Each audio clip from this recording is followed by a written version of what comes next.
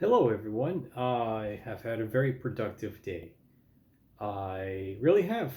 I did some work on my drawing, and then I watched a movie, and then I typed out this movie review here. And I'm gonna do this a little bit differently than I did for Bronson. You know, Bronson was improvised, and I felt it was necessary to put this onto paper, so to speak. So I'm going to do my best to read from this, and then I'm going to post the transcript with the video on YouTube for you to see yourself. Um, because I think it's really important to do this. Whether other people think it's important for me to do this, they can fuck right off. I don't give a shit. I liked it. I'm doing it, and let's get on with it. On with it, old boy. So let me take a sip here.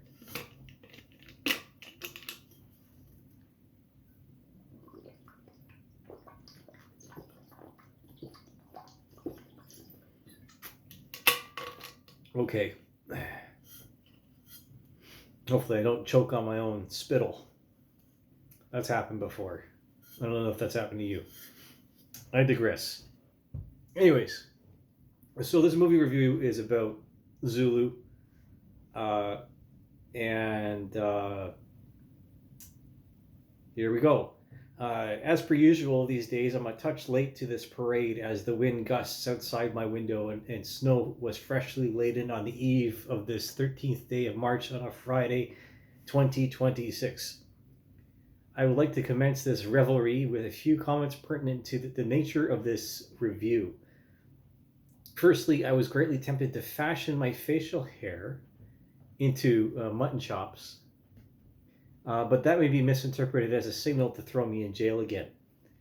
Secondly, upon historical account, I'm tempted to use a terminology that triggers many people that would commonly describes Africans in a racist connotation, but I'll settle for the usage of unga bungas because Zulus have feelings too. Thirdly, while this movie is 62 years old, it remains relevant and has a high degree of historical accuracy.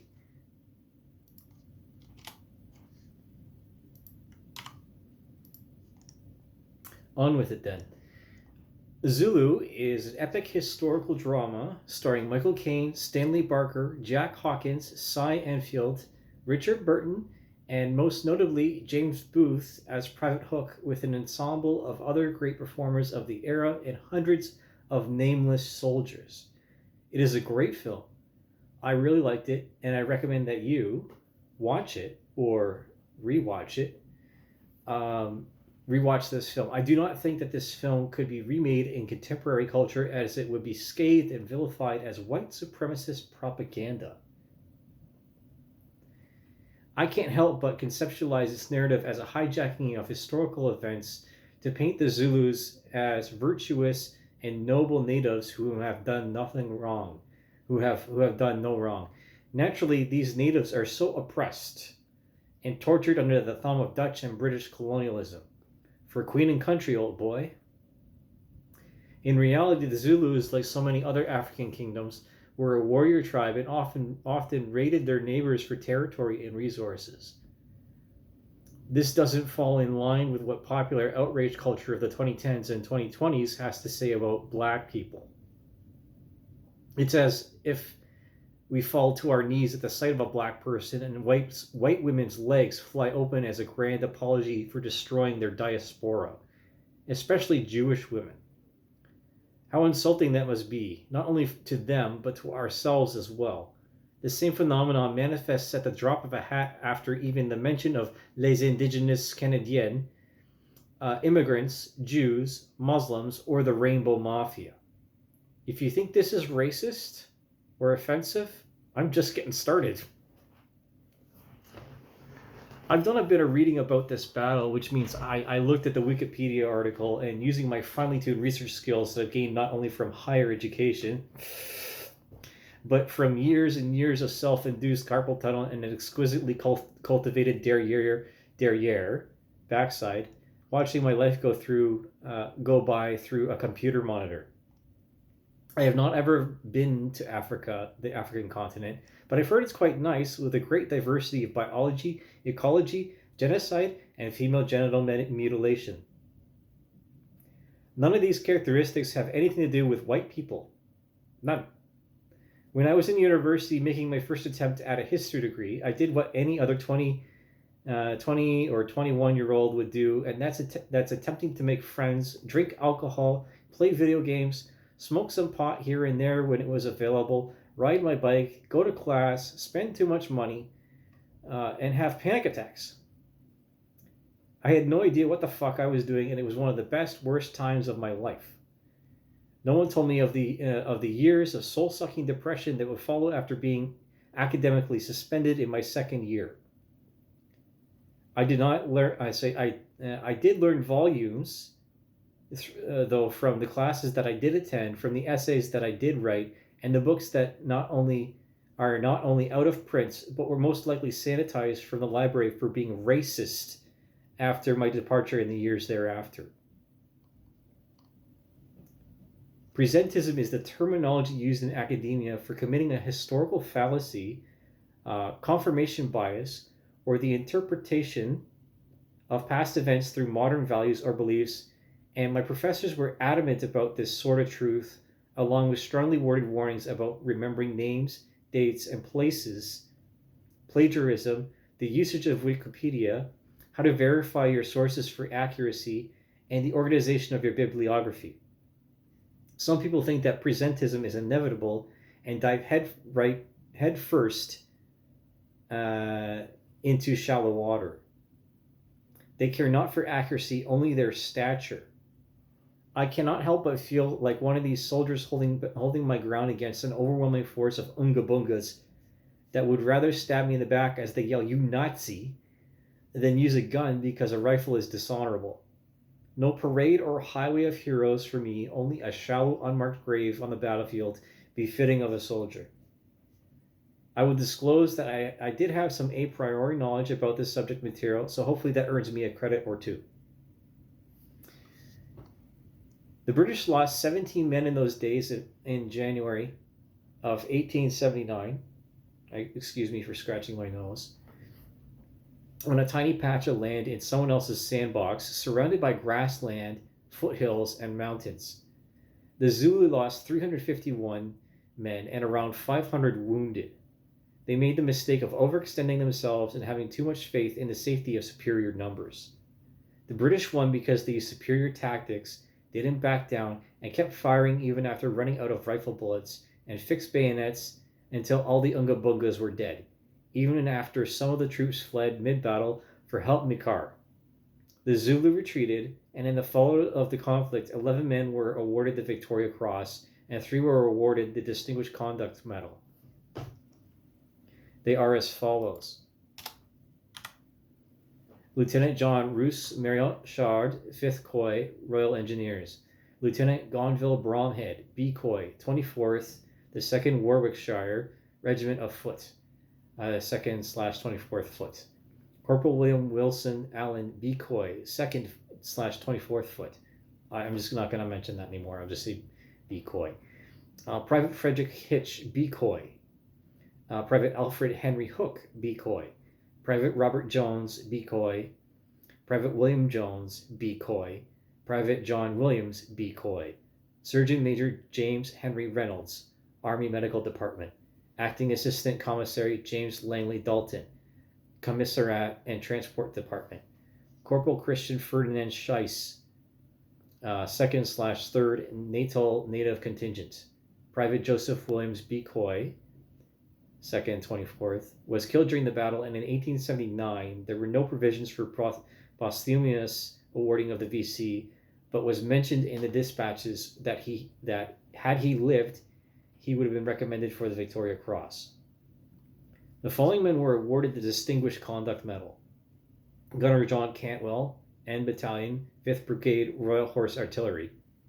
Private John William Roy, 1st/24th Foot. Color Sergeant Frank Edward Bourne, B. Khoi, 2nd/24th Foot.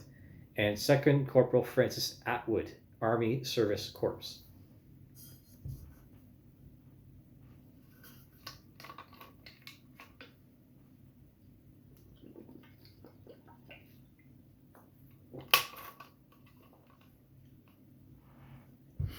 At this time, I must mention that Canada also took part in later conflicts within Africa in support of the British colonialists versus the Dutch Boers. Let's see. Get this a little more centered. I'm watching my eyes dart back and forth here. And the Zulus were defeated on July 4th, 1879, which marked the end of the Anglo-Zulu War. The Zulu kingdom was dismantled into 13 separate chiefdoms to prevent subsequent uprisings. Conflicts thereafter were the First and Second Boer Wars of 1880 to 1881 and 1889 to 1901, respectively, as fights for a separate, independent dominion of the territories from British control.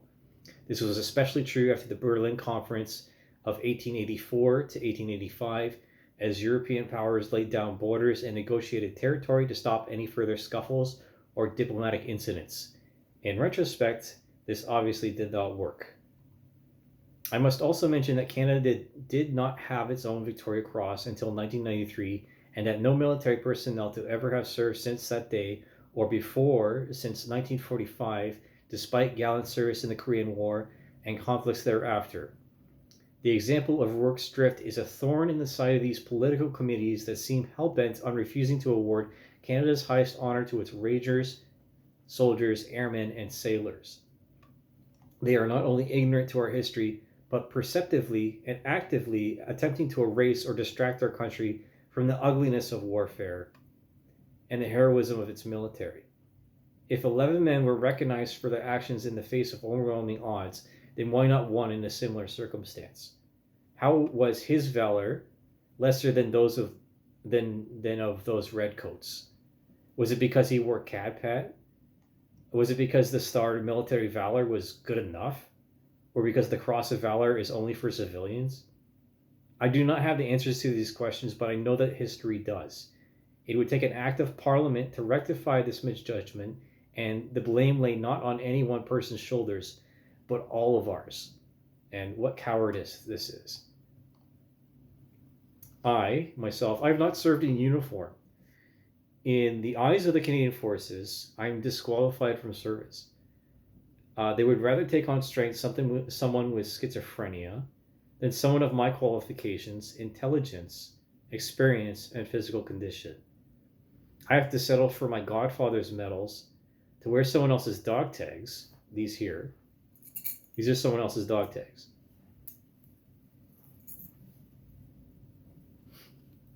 Of the same surname, and cherish his CD, so Canadian Declaration from the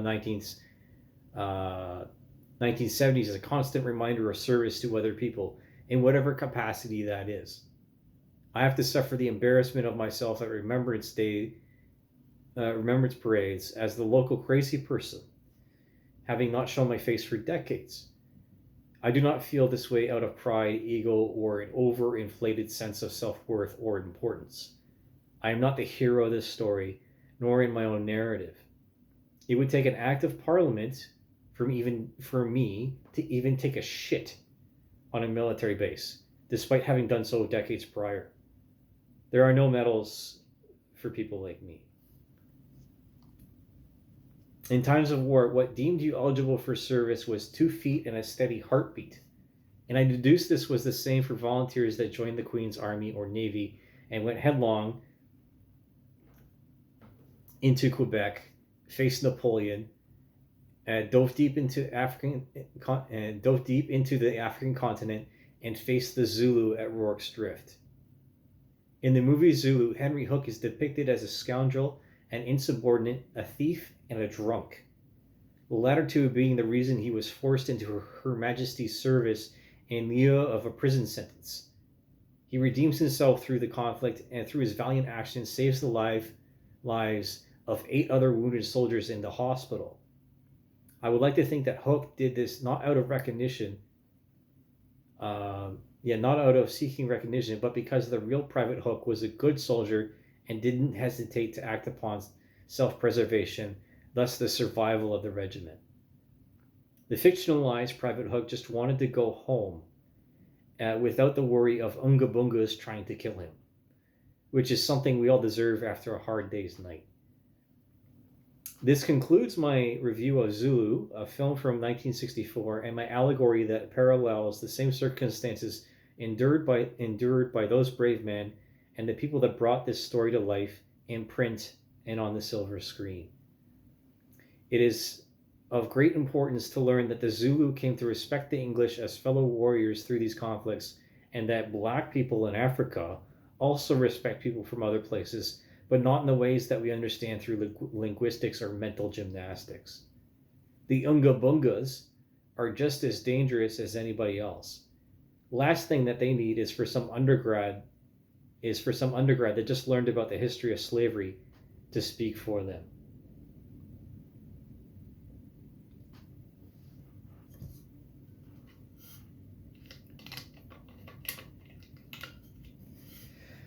Well, I guess that's it, eh?